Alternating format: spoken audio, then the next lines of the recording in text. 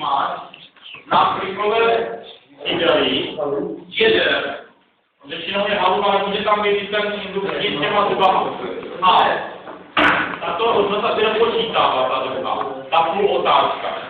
Takže jak jsem vždycky říkal, ten můžel zrozit na této dopočítat. Když se bude říkat, tak to je zapálit tady tu druhou půl otázku, protože ta značka je tam jenom na horní obratí jedničky.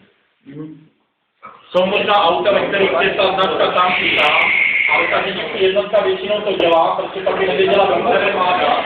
Takže když je tady ta jednička čtyřka, tak pálí do jedničky a čtyřky a tady tu druhou si dopočítá. Když to jde nepravidelně, to baví špatně zážek a vlastně ten motor nastartuje. Takže to ani nemůže se nastartovat. No, důležité je, že vlastně tato svíčka je v kompresi, takže ta vlastně má vysoký tlak, ten potřebuje větší napětí a tato svíčka je ve východu, ona potřebuje menší tlak, takže ta jiskra utíká sem. No je to takový, ale se to